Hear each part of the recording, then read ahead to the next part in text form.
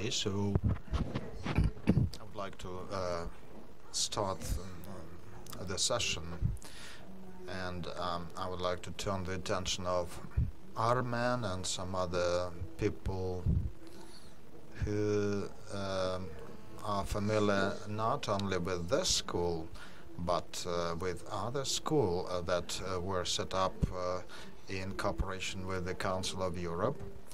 Those schools are also headed by some prominent people who fully dedicate themselves to that job of establishing and implementing issues pertaining to civic enlightenment. In Baku, back in 2007, a school like that was established. It was headed by Ilgar Mamedov.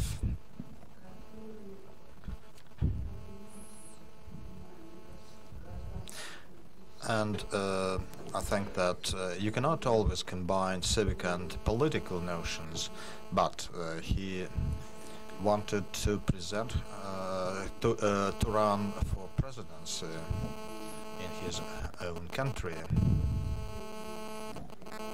And as a result, he was sentenced. He was tried and sentenced for 7 years in prison.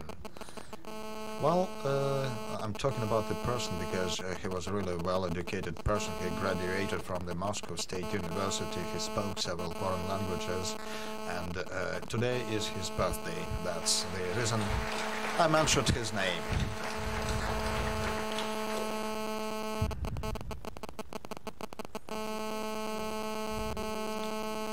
And now it's time to open the next session, or the final set of sessions. And the culmination point of the seminar is the topic of global world and Russian global world, as well as other countries, post-Soviet countries, and global world, global politics. We are all used to all those phrases such as challenges, how to address challenges. We can agree that challenges are always there, and so we need to address those challenges. But first, I would like to introduce to you one of the most prominent experts and thinkers on the topic of Russia and global politics. I am fond of Fedor Lukianov's works, and by the way, a lot of his works are posted on our website. And his works are perceived by me by a conscious attempt to carry out an objective analysis by a professional, a person with high morality, and his rationalism is one of the main instruments we can see in the his analysis and assessments. In Russian works, those things are not an exception, but I wish it to be more examined.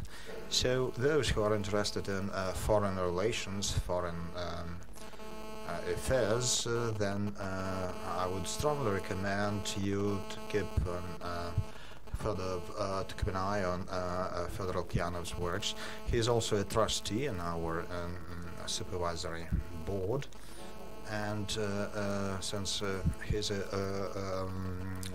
he really thinks globally, and I wish I had more time to talk to him, but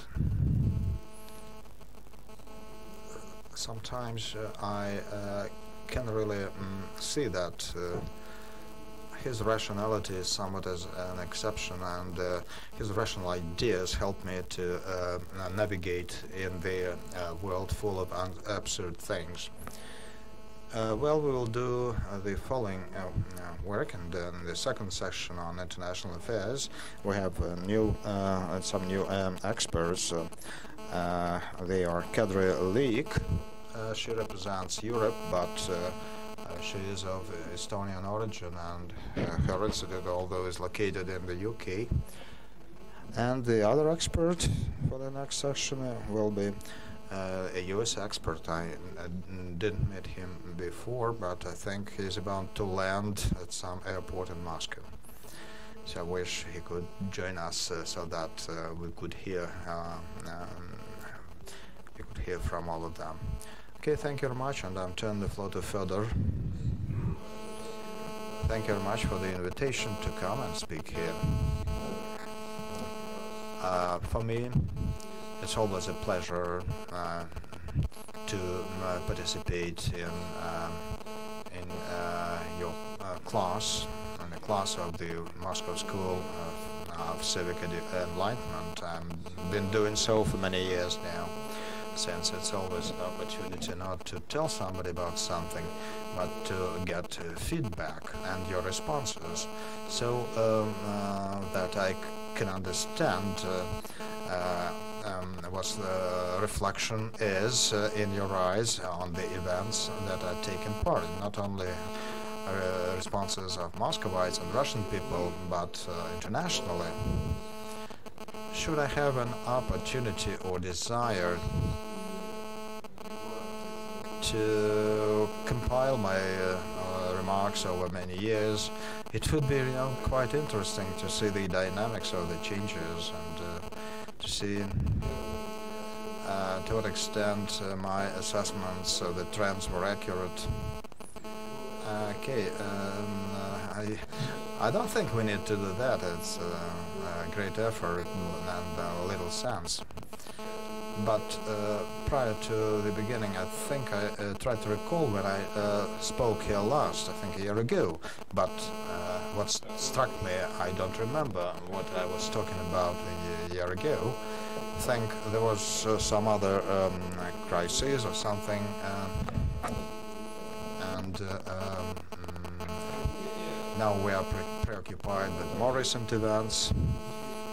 And so for many years now, our discussions are conducted under one real slogan, and it is that changes are becoming more broad, more dynamic and more fundamental. And for several years we felt some signs of those changes coming into our life, and we had some feeling that those changes will continue developing, involving more and more stakeholders.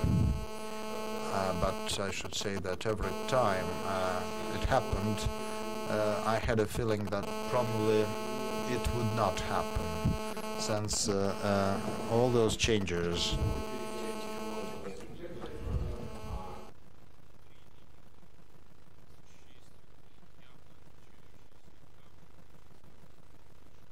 something that we can now are really different from what we had before.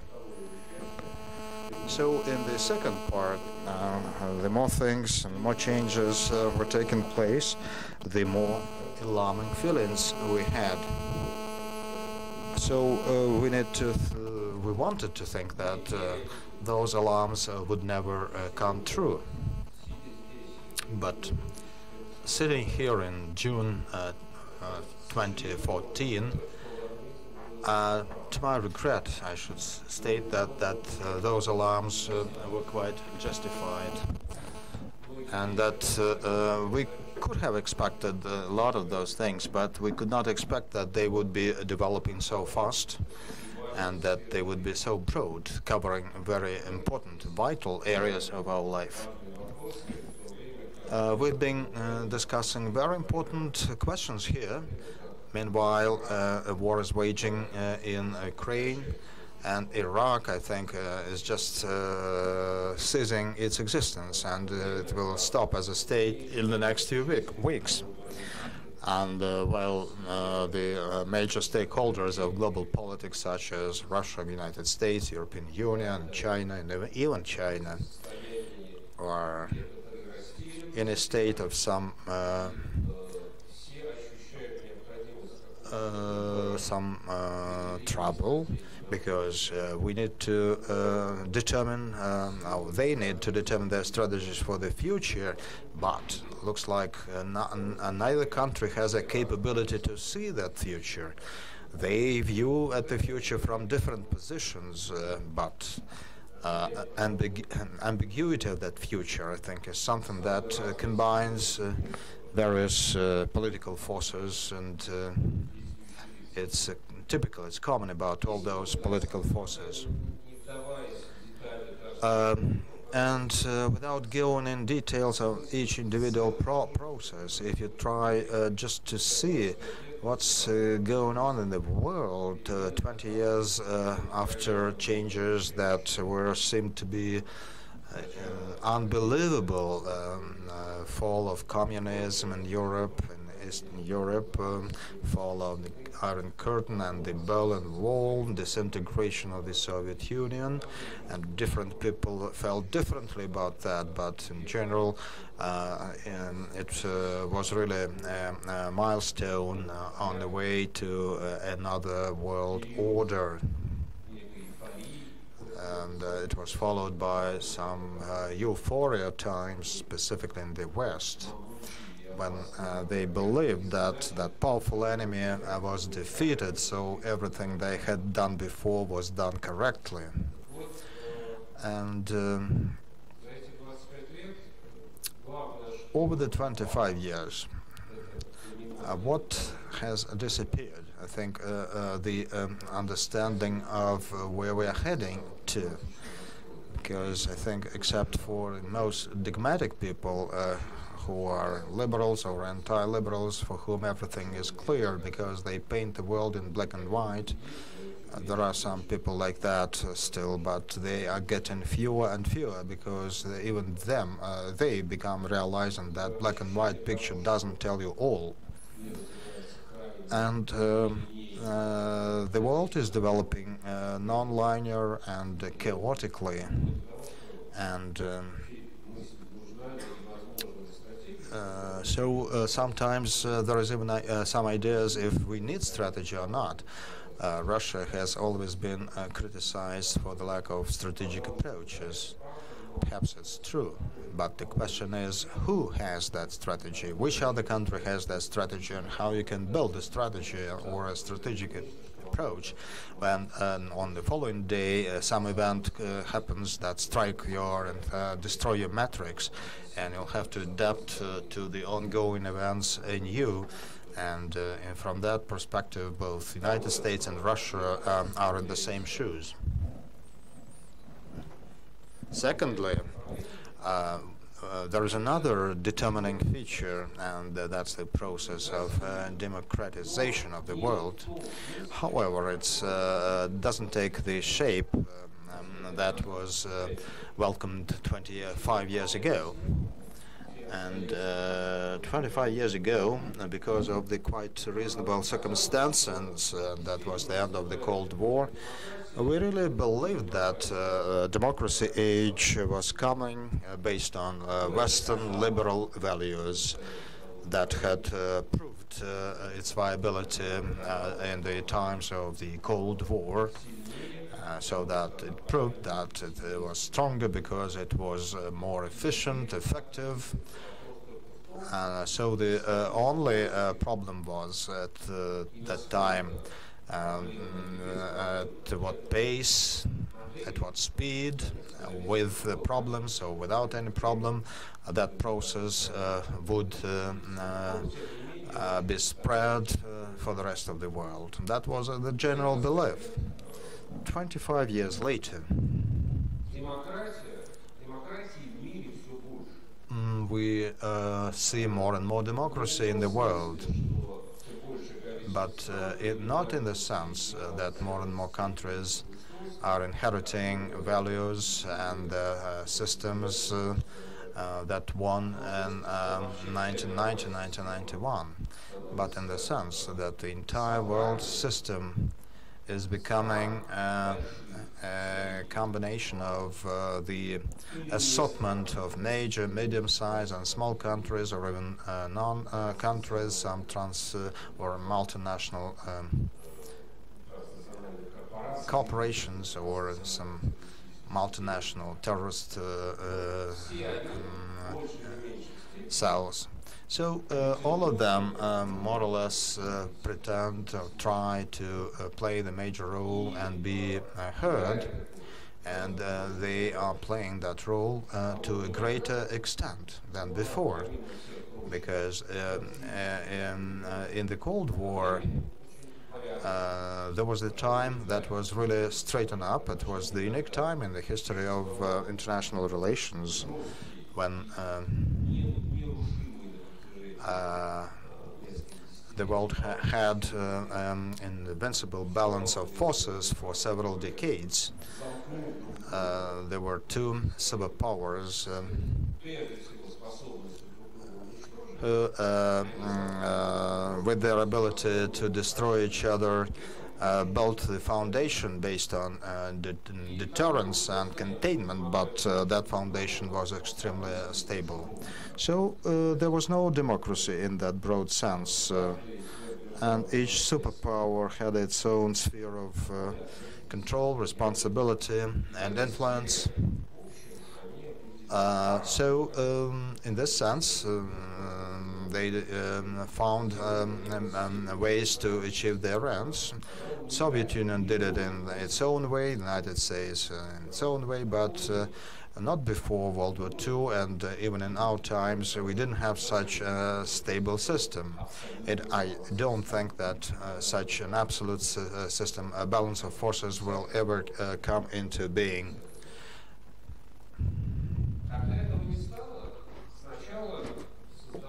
So when that balance disappeared, first we had a feeling that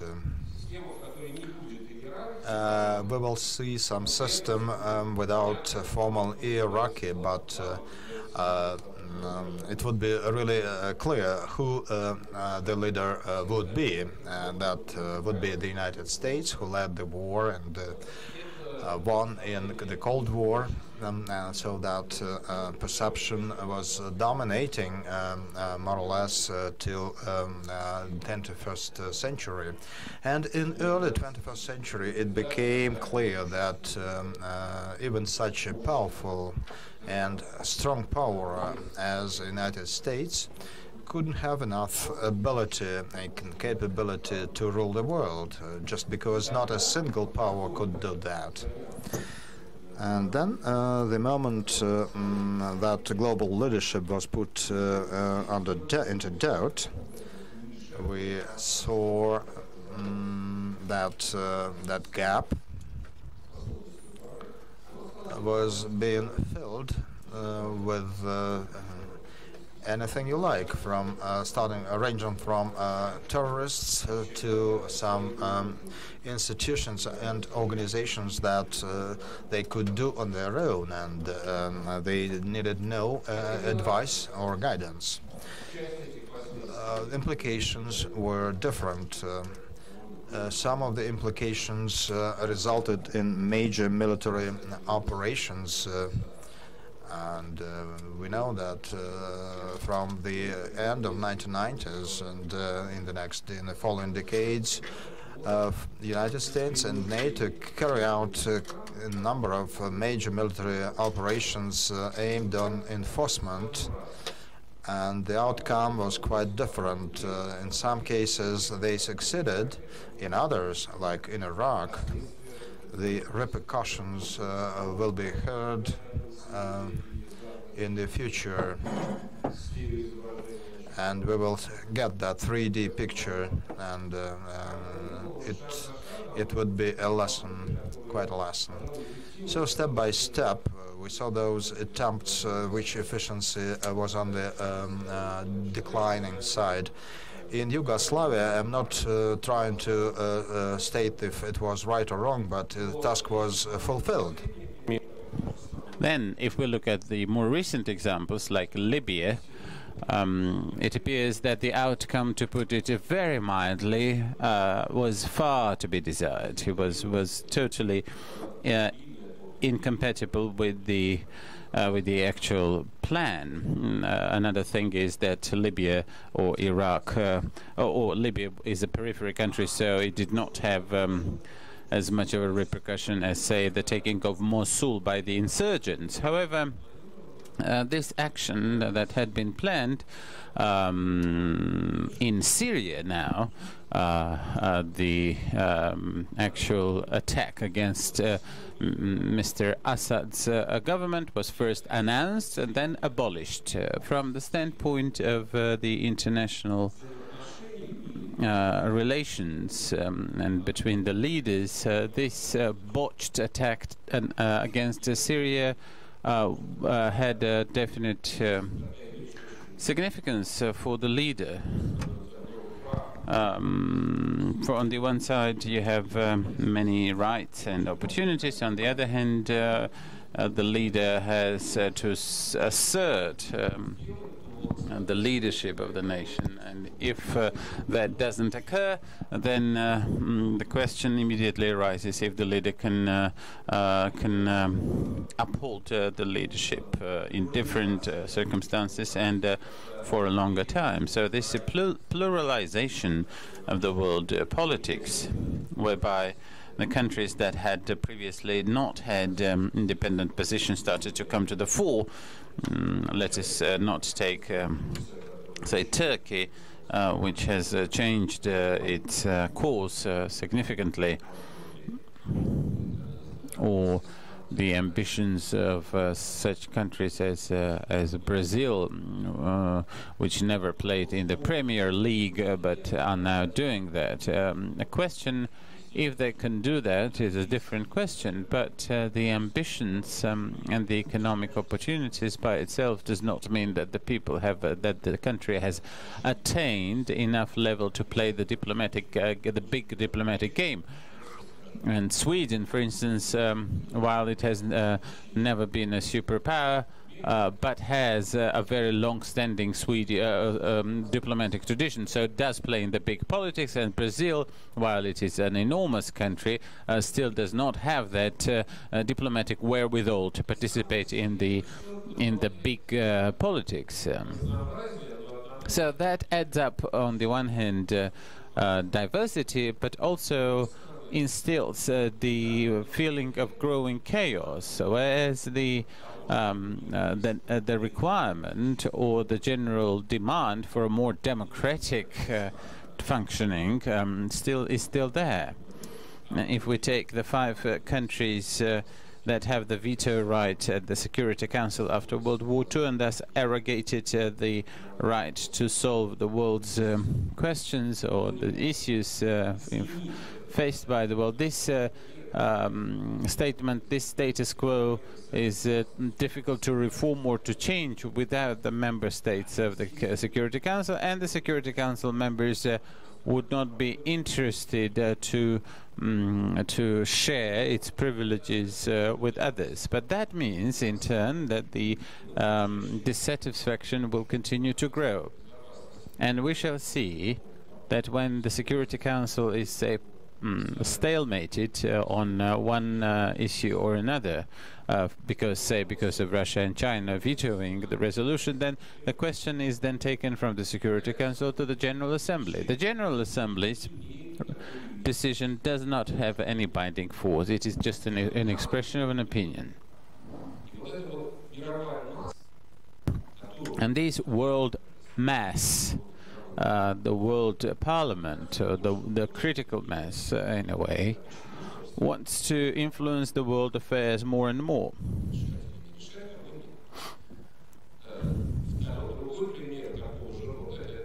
Another example of the same kind is the not proliferation treaty, one of the basic treaties of the 20th century, which is definitely based on the discrimination criterion, whereby 5 countries resolved that they have the right to own the nuclear weapons, and others have to abstain from getting their hands on nuclear weapons, which indeed led into, whatever we call it, into a situation of an apartheid in 1968, when this was registered, when this was a very ordered world.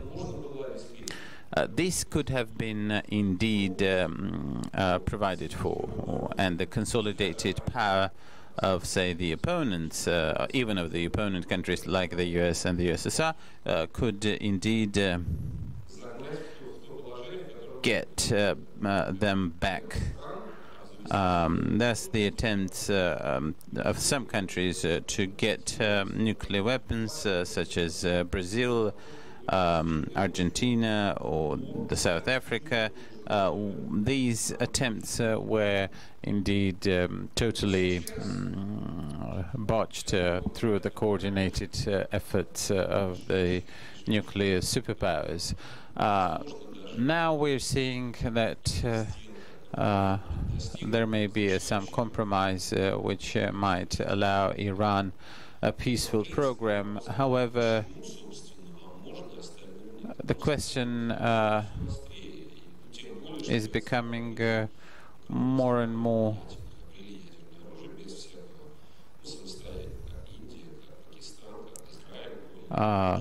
acute, and the fact that several countries have indeed propagated and have moved along the path of acquiring nuclear weapons.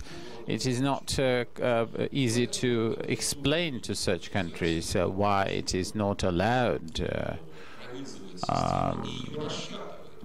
to have nuclear weapons, which undermines the system on the whole and the principles of the second half of the 20th century, which have not particularly changed, even though the Cold War ended. However, these principles were not changed in essence. They're as difficult to change as the structure of the Security Council. Another process related to democratization is democratization of a closer of other forms. Something that was expected, but turn a very different turn of events. Zbigniew Brzezinski, about 10 years ago, wrote a very serious article, which was around the time when we saw the terrorist activities and the terrorist acts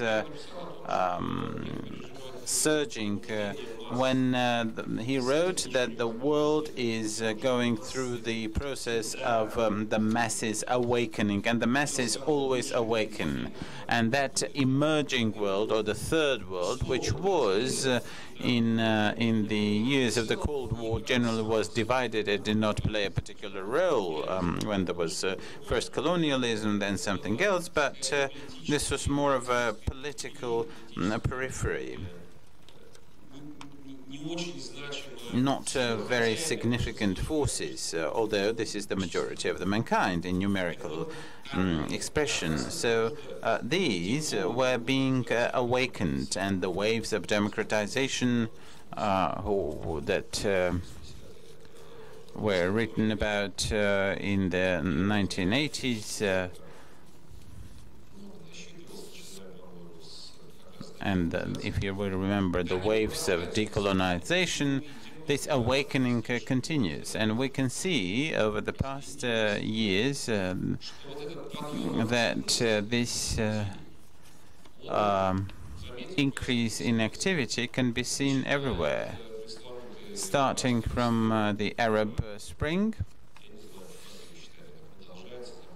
I don't even know if it can be considered that it has ended, the Arab Spring, and all the way to the events in Ukraine, and the tragedy which we're witnessing in this country. So this unwillingness of the people to live the way they had lived. Because in many cases the states, and this pertains to very different regions from Latin America to Southeast Asia and from Africa to post-Soviet space, the state is not in a position to provide the citizens with the kind of development that these nations might desire, because at the age of information transparency, everything is obvious. It might have been possible in the past when whole societies could be isolated and people could be led to believe that they live in the best country in the world, but this is no longer possible, because even in such places as North Korea, with the maximum isolation, you can still see the spirits and the different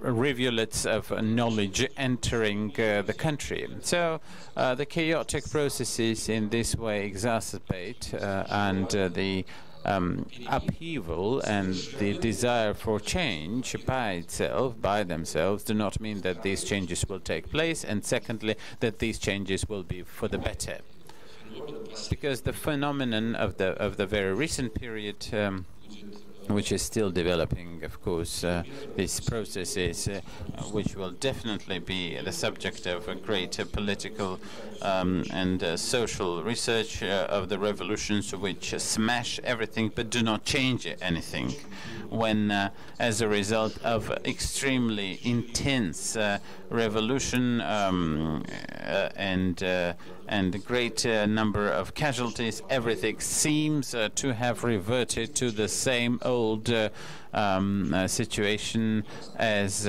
we saw it in Egypt, although I do not exclude that this might still go through new stages of revolution. Another example in Ukraine, when the people were totally fed up with this inefficient and corrupted system, the people went to the streets.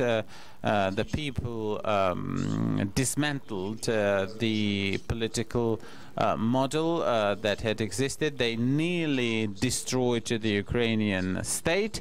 And if you look at the faces of the people who came to power, nothing seems to have changed. Revolutions in the past were usually terrible, but they changed the political formation. And now I do not see this happening. I do not see this happening even after the terrible revolutions. So on the one hand, the growth of the democratic activity of the countries and the states, and on the other hand, the growth of the activity of the masses under different slogans within the countries, these things enter a system of resonance, and the membranes are permeable. All states are trying to varying degree, all countries are trying to safeguard and indeed limit or else guard themselves from change. And these can be very different forms. Or else these can be attempts in, say, developed countries to introduce the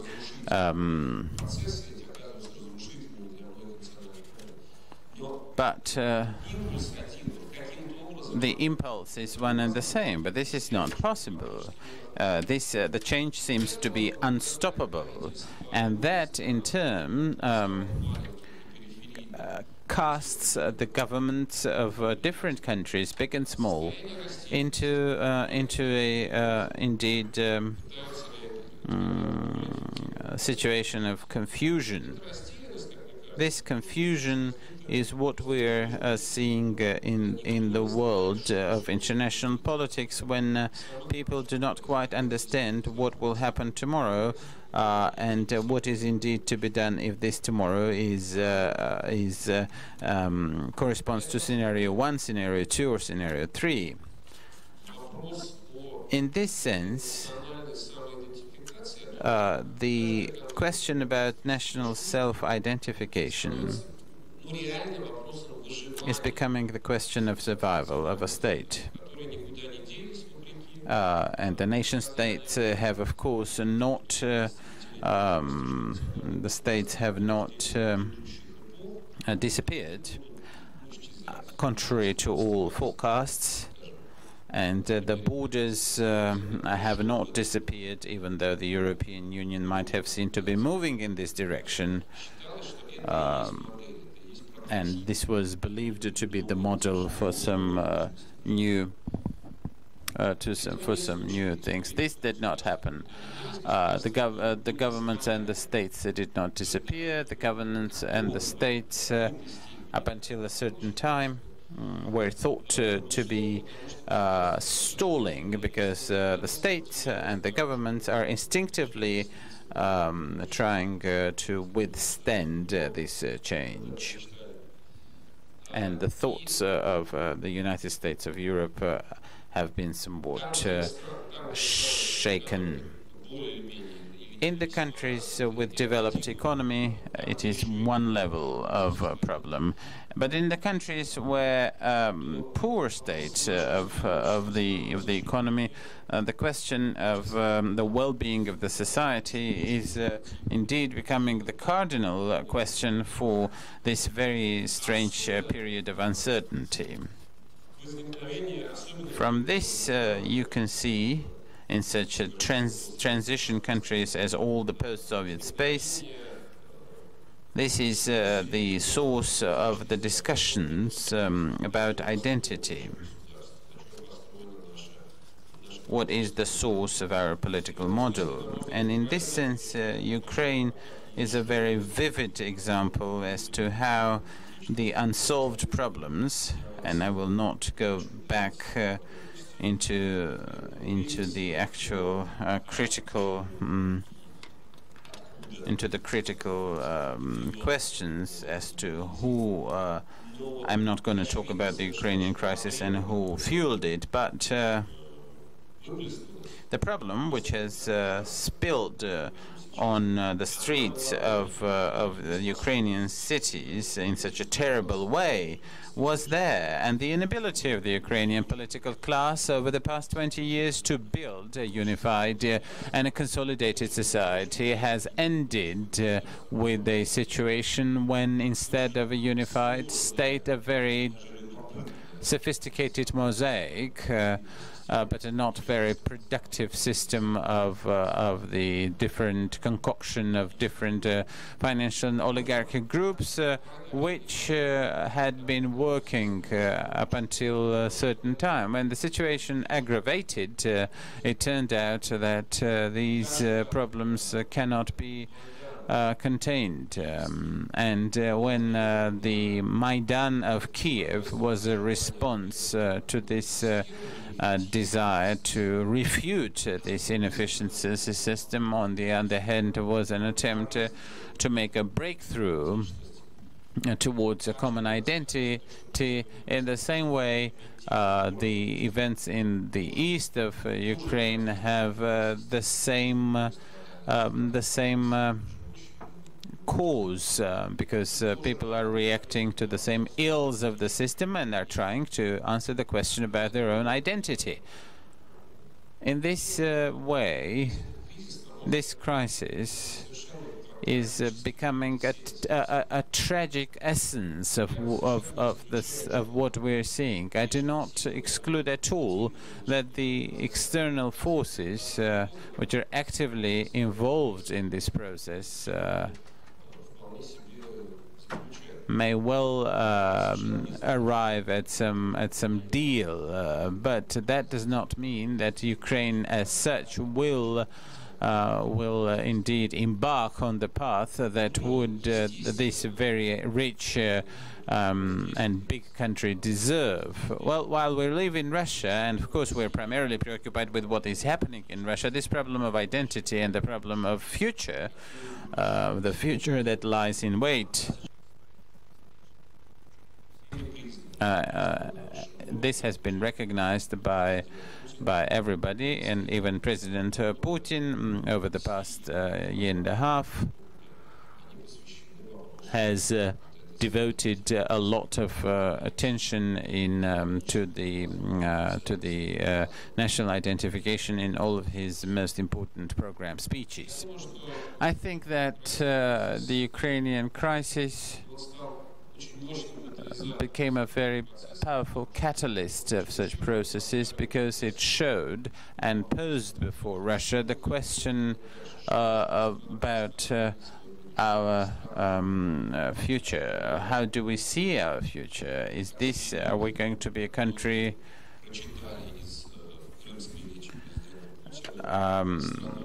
is this going to be a country which starts to lay emphasis on the so-called national values, and that is one path. I'm not going to comment as to what kind of development path is that, but another way to look at it is an attempt to build a commonality on the basis of parts of the former Soviet Union, which is, of course, not an ethnic approach or not a nationalistic approach, for sure. Or finally, the conflict with the West, which we see with the West, is a very important question from the standpoint of Russia's geopolitical orientation. But up until recently, up until Mr. Putin's visit to China, these were generalities. And now it appears that some questions need to be resolved, and the relations with the West will not be as they have been in the past 20 years. There is no ready-made answer. I do not know if there is going to be an attempt to reorient Russia towards Asia, which means that Russia will have to stop looking at the West. Because indeed, West-centric, but not pro-Western policies have been at the heart of the Russian political system, irrespective of the actual relations with the West. What we're seeing in the ideological construction does not show at all that we are trying in any way to distance ourselves from the West, because our discussion about conservatism, about the traditional values, is certainly not about Asia.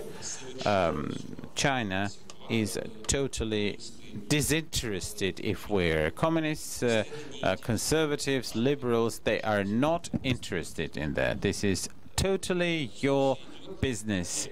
The signal is sent westwards. We have values and you have lost these. We don't even know what you have. So this is a signal to the West, not to the East. The East doesn't care.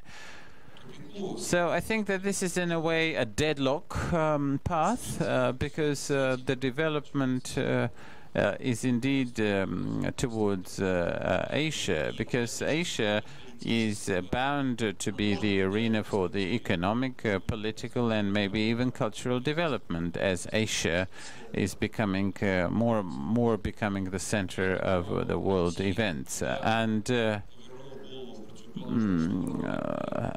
walking towards Asia with our head turned westwards means that we shall arrive nowhere.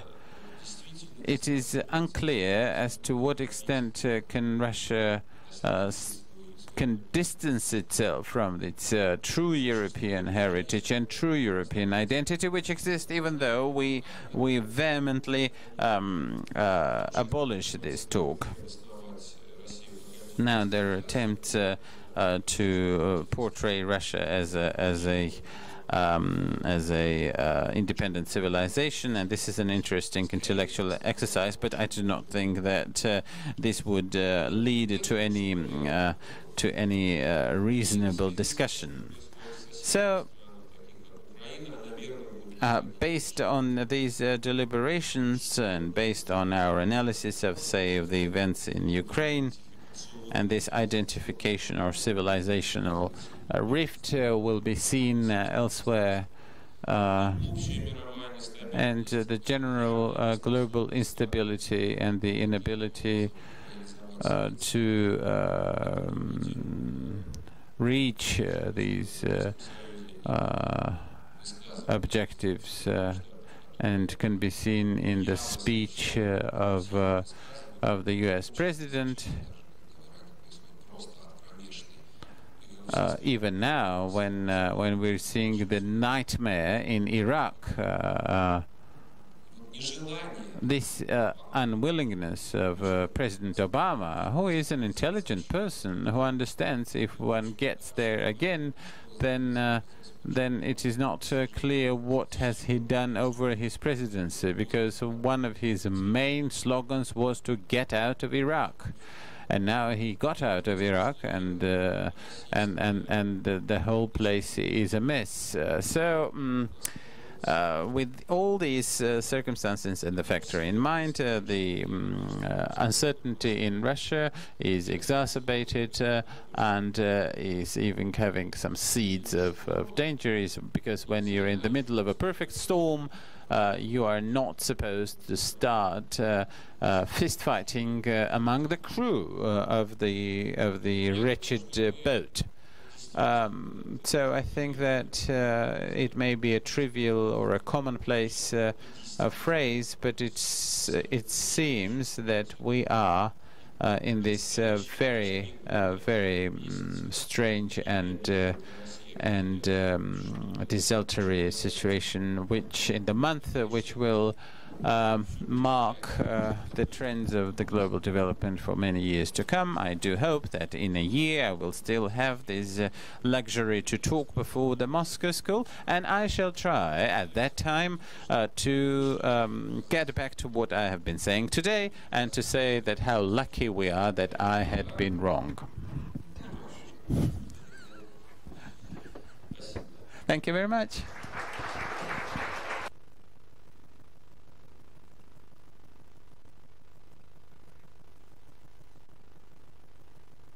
Thank you very much, Fedor Lukianov.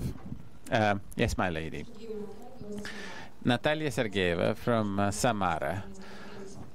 There have been several pronouncements made about the international politics this week. One of these was that the right to sovereignty can only be guaranteed or secured by the strong, powerful countries, the powers, and the other countries are not in a position to secure these.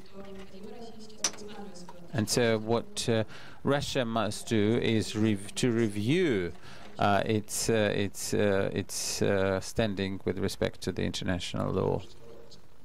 Fyodor would like to collect several questions. Yes. This may well be your first question throughout the week. I have two questions, in fact.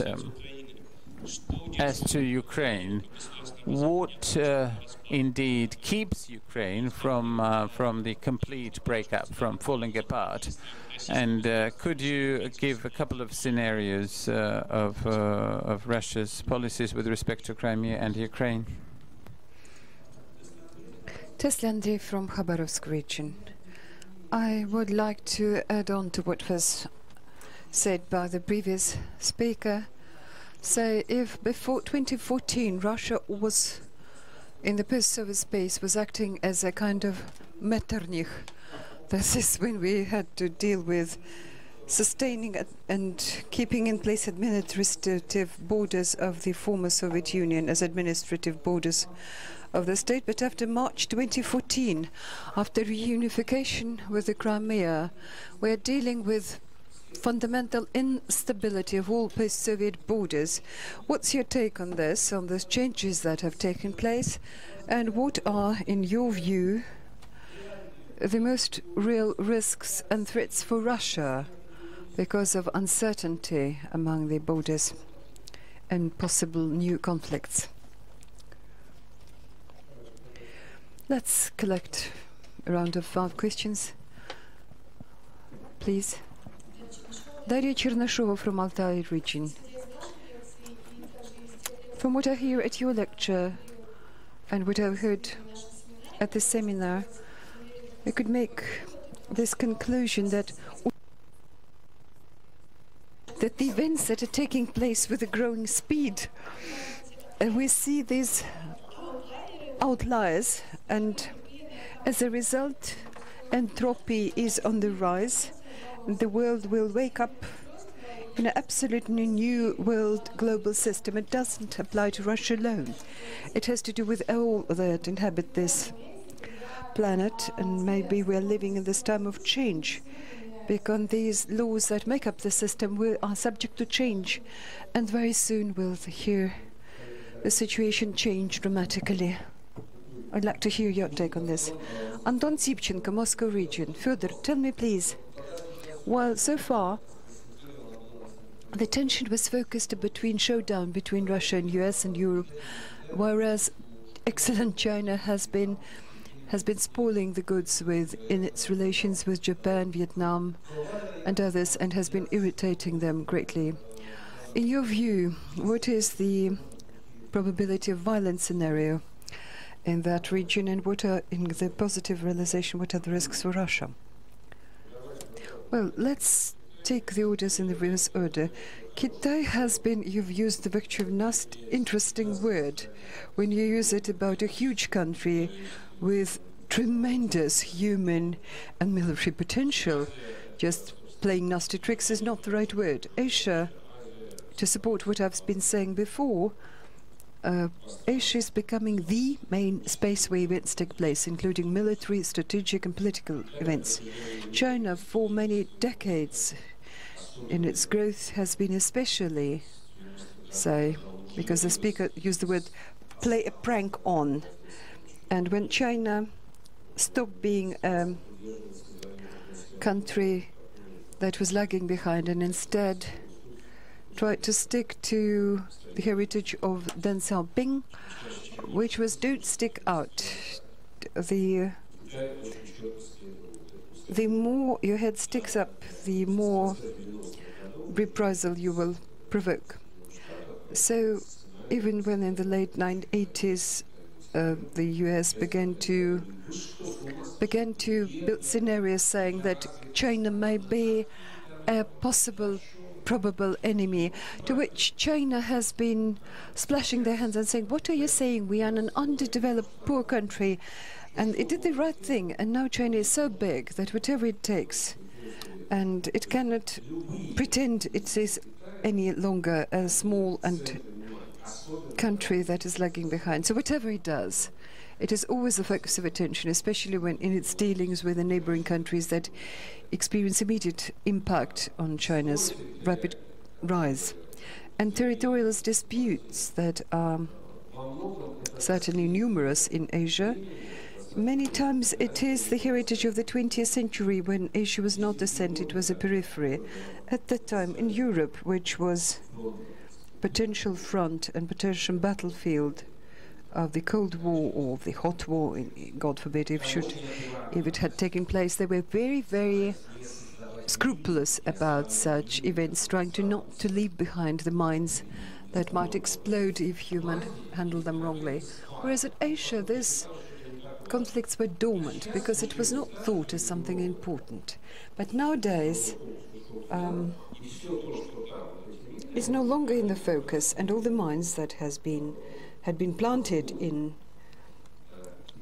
Asia are now ready to explode. China is doing the balancing act, and we do not expect any military actions in the near future. China is not interested in confrontation. China is interested to just demonstrate to everybody, don't you think that we have forgotten anything? As a rule, Chinese actions are always in reactive. Dramatic aggravation of the conflict with the Japanese happened when the Japanese have slightly changed their status quo.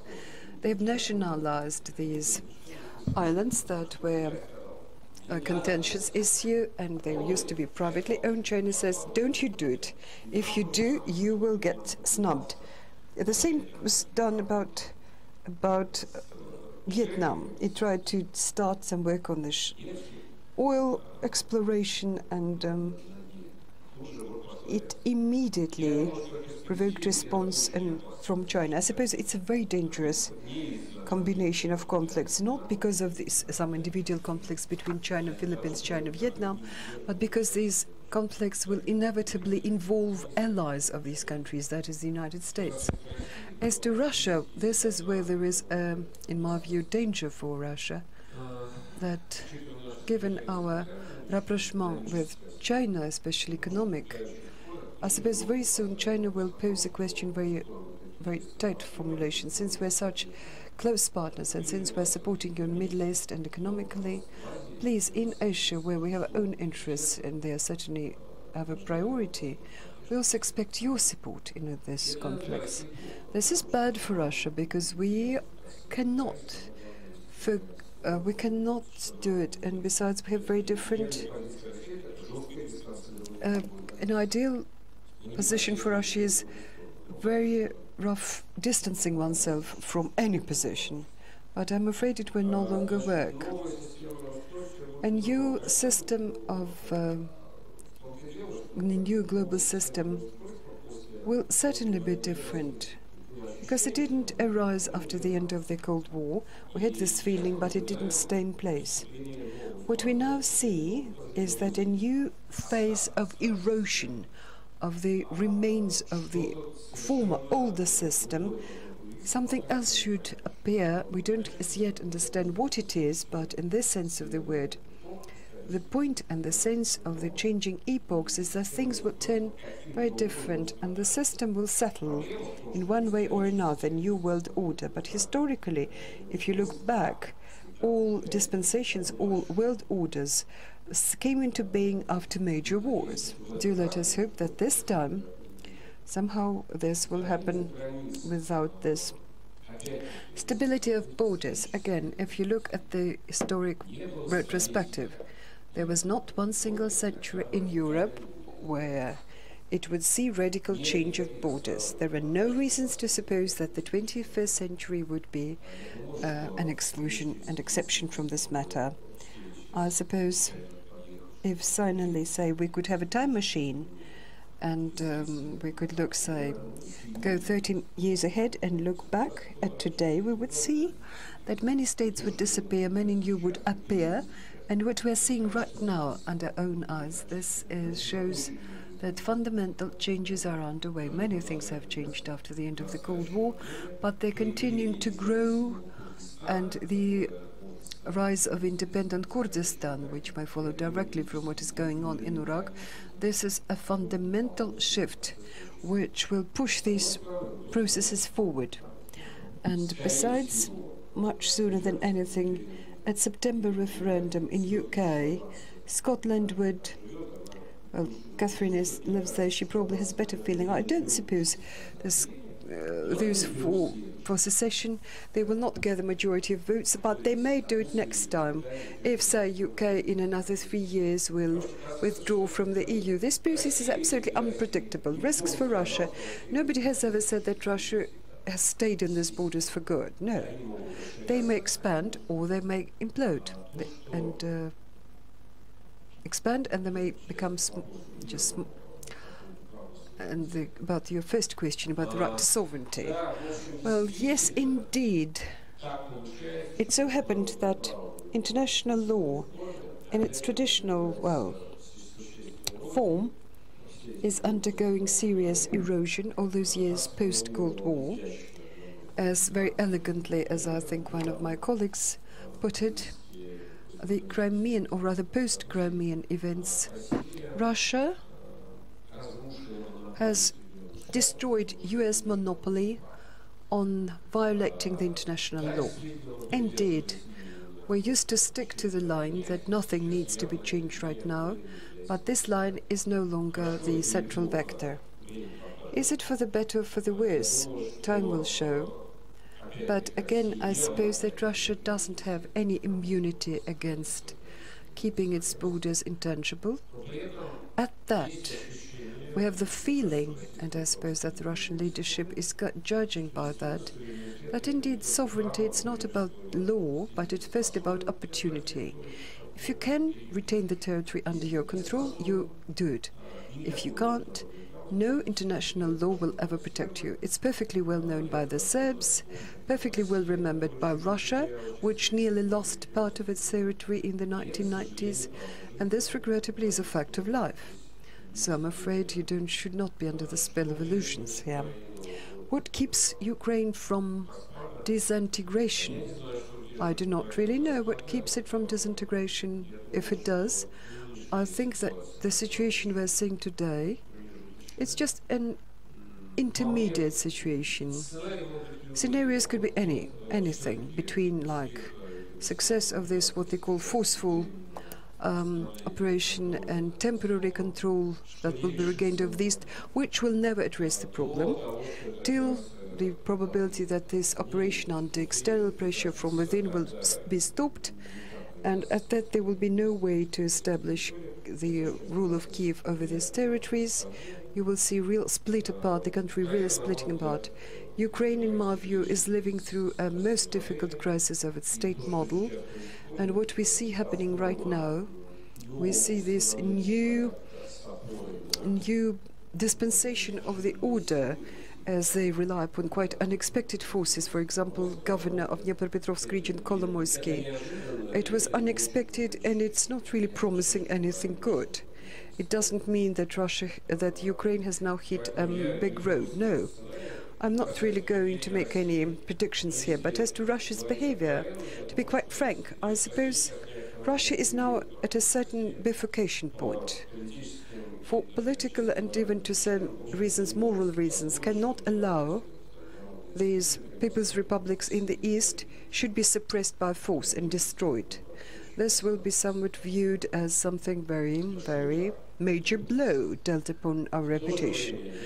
On the other side, I do not see, from what is going on, I don't see any major resolution to support them to achieve their domination. And moreover, it's obvious that there is a certain attempt to just trade off an immediate solution about today's borders. I think that Russia doesn't have a clear master plan, just doesn't have it. What it has instead is understanding that we shall respond depending on the situation.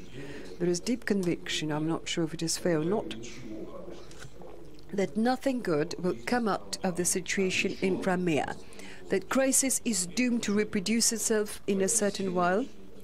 So whatever configuration we see today, it's not a final situation.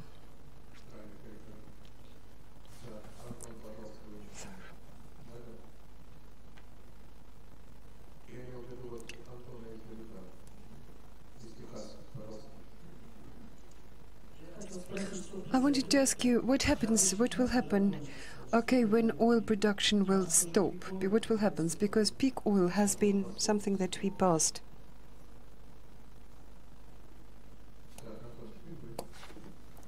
Anton, you are now.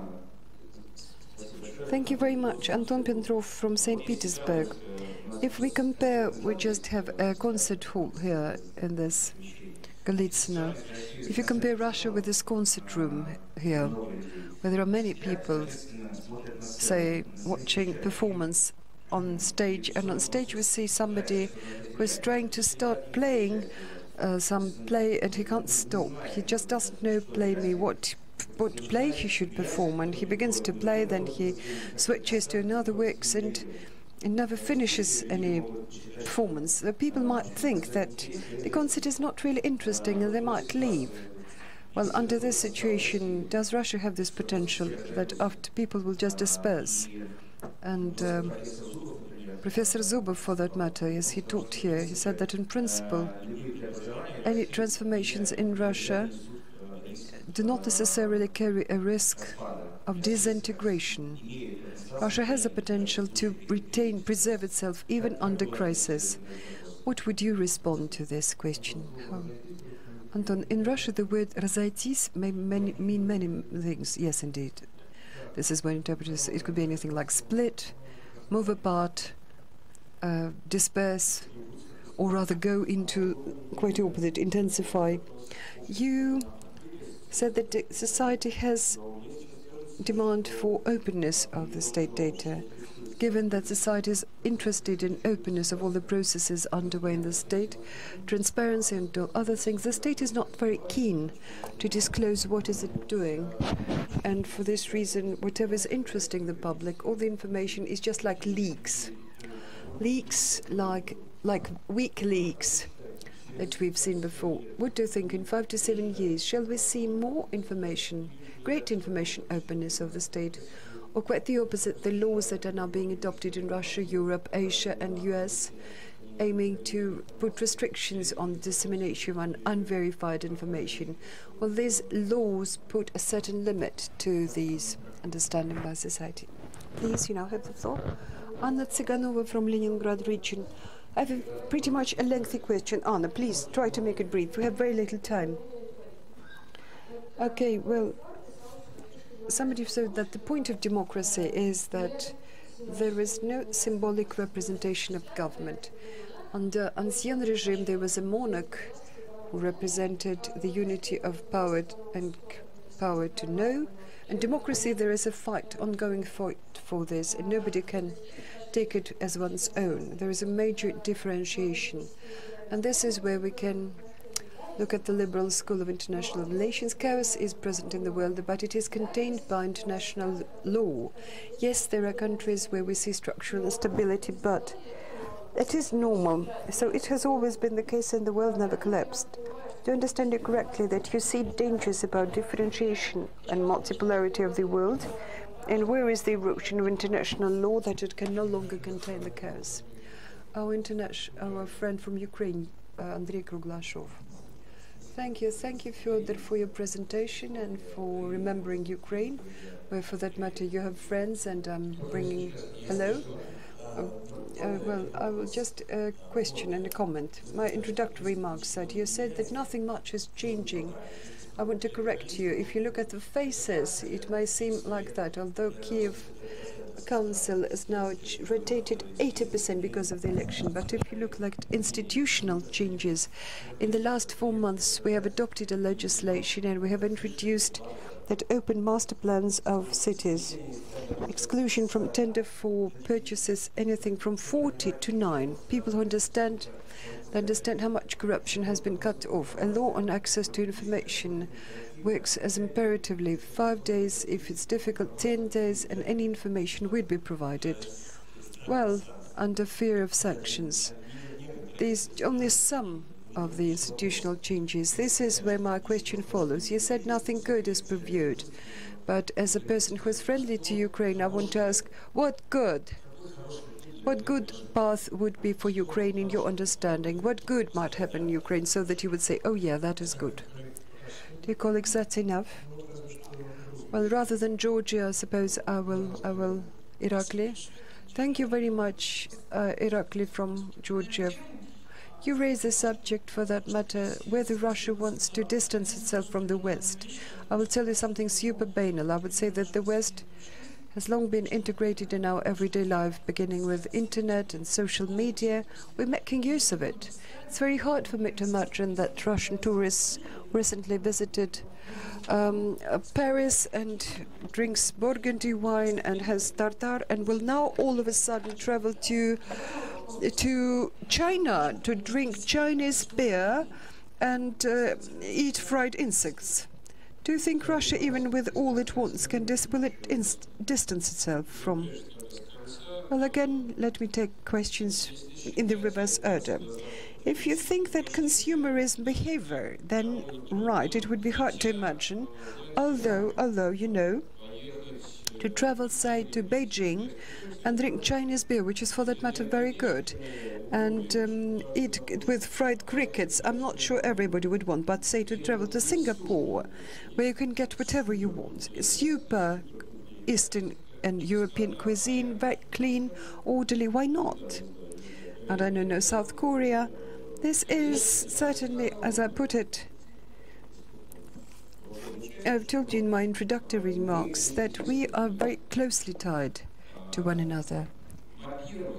Firstly, this is not still, in my view, a guarantee that this consumerism attachment will be transformed into will necessarily transform into Asia-centric policy. No. Why? We do have countries like Brazil, for example, which, for that matter, is a country of European culture, but they're not really going behind the EU. They want to take a very different kind of politics. Maybe the example certainly serves to illustrate my point. I wouldn't exclude it. It may not happen overnight, but certain reorientation. If you change of orientation, if you think that, for example, substantial part, say, of the investment and money that goes from Europe instead will be replaced by that from China, and China does have money and probably will have enough.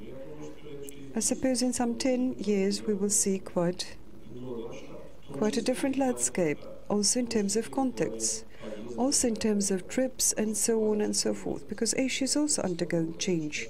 Nowadays it's very different compared to what it was even like 10 years ago. Which is the right way, good way for Ukraine? I have no reasons to disbelieve you about the changes you say are taking place. If so, we are, thank goodness, we are watching from like a side some external manifestations which do not instill any optimism into us.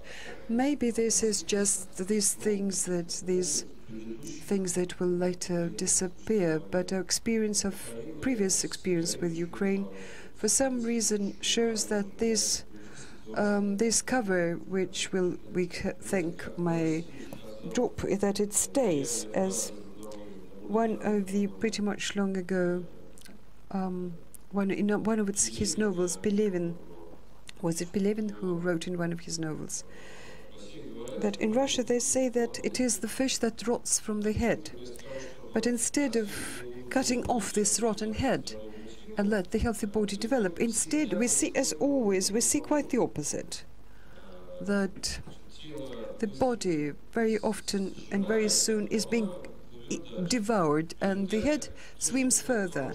Whatever was good 10 years ago was devoured, and what was bad 400 years ago carries on. Well, certainly it's artistic of exaggeration, but there is some truth behind it. I hope that Ukraine is different, because that's what the speaker said was gloom. I suppose we're very close, and there's much that is bringing us together. Chaos is contained by the international law. Certainly the world has not collapsed because of I'm not saying that the world will collapse. I say that it will be a different world. Law, it's not a certain substance or manna that is given us from the heavens. No, this is a system of agreements and conventions. Well, they're still being observed, it works. When they stop observing it, it stops, and the law will never do it. Regrettably, the experience in post-Cold War, where rules worked, good or bad, but they worked. Regrettably, it shows that much sooner we're moving in the opposite direction. And strong countries, when they feel enough strength to change something, they do it irrespective of the legal aspects. So probably the law, when we see a new balance in this world, these countries that will balance one another will adapt international law in some way and will stick to it. Nowadays we're seeing quite the opposite, about openness of the states disclosing personal information. Did I really speak about open data? I didn't, but I understand your question. Well, I am not a great specialist here. I'm deeply convinced that all attempts in the modern world to control, to classify, to restrict access, they will lead to nothing, because in 5-10 years we shall see even greater transparency. Leaks or no leaks, what does it matter? The thing is that all things that were hidden become open. Yes, you seem to shut everything down. Then some foolish man named Snowden, and he just exposed it all.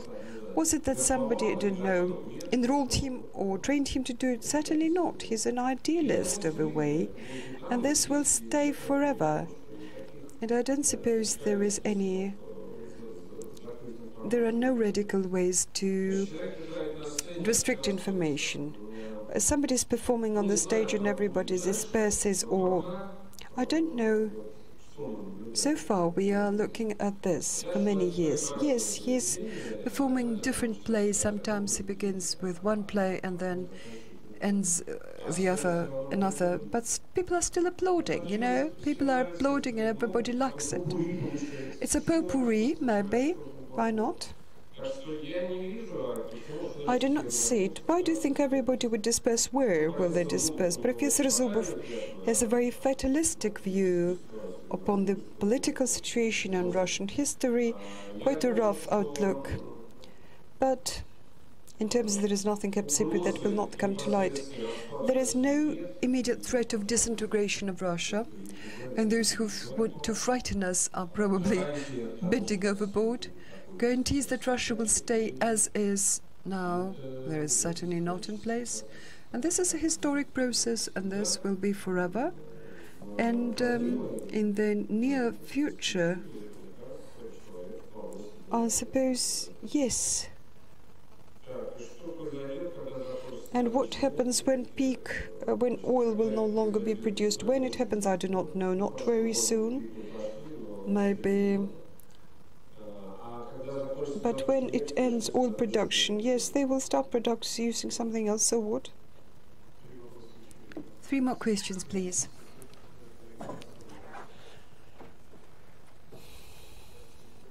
Good day, Nikita Volchkov from Moscow. I have quite a tricky question.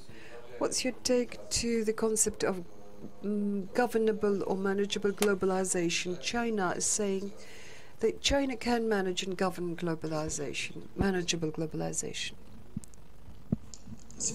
Thank you.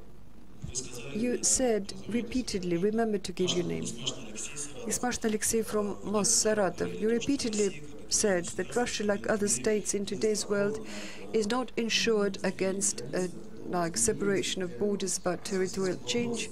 And the question that follows is, for a long time, a certain guarantor of stability and territorial borders was nuclear weapons. Nuclear weapons still remains something in Russia, and the question is, we are here speaking about impossibility to use to defend the situation, or it will be more like a scenario of Ukrainian events. Please, our guest. Ibrahim. Victor from Kyrgyzstan. I have a question about Eurasian Economic Union. Can you say a couple of words about pros and cons, as well as does Russia need this integration, political and economic context? And can you also comment upon the speech of Obama in West Point about isolating Russia and interference of US in the global processes across the world? That's enough, dear colleagues. Actually, I suppose that was the last round of questions. You mean last round? Oh, God. Well, manageable globalization. Maybe I missed something about China saying so, what they mean about it. The discussion that is underway and has been around for quite a while has become even more acute after the downturn of 2008.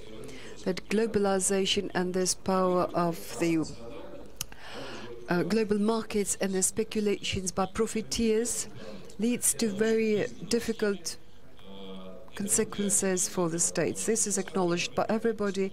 This is what they want to do to make a stop on this arbitrariness of transnational corporations. They're trying to do it in G20, but China, like other emerging countries, says that the system is unfair because the keys to the system are held by the Western countries, first and foremost by the United States, that blocks or rather has controlling a majority shareholding in international financing organizations ratings agencies. I suppose this is certainly subject to absolute change, because as the economic balance in the world should change further, the role of these countries, and they more and more, they should count more and more in economic sense and weight, the pressure will grow and they will have to somehow share this clout.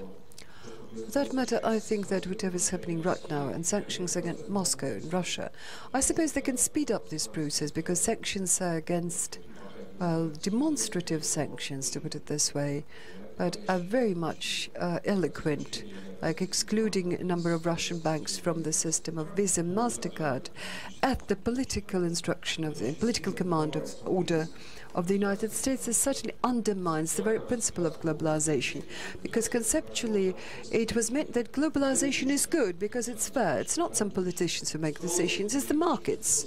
Whether you're built in or not built in, it's suitable. And then it turns out that markets are there, but when there is political will by the US, then all of a sudden they can switch it off.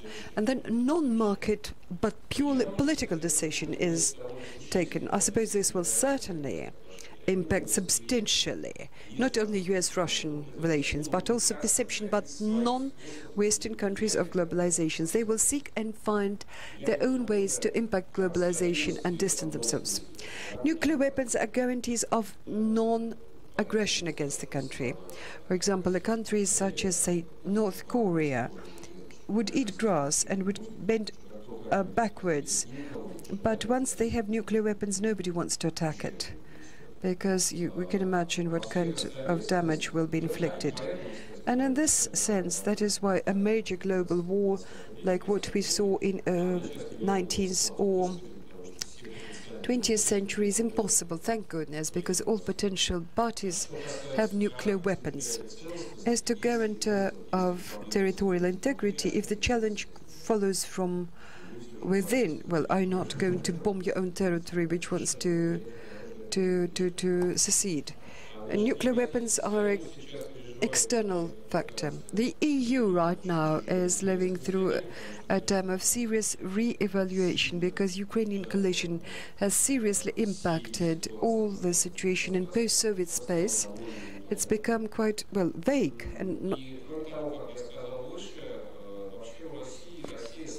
and unclear. And besides, as I put it, I suppose Russia now is still deciding what it wants to do, whether it wants to bring together countries within its orbit, or whether it wants to bring all Russians back. I suppose Russia and other participants certainly have very different motivations behind their actions, because Russia is looking at it as a number of economic and geopolitical factors and factors of Russia's security, whereas for other countries it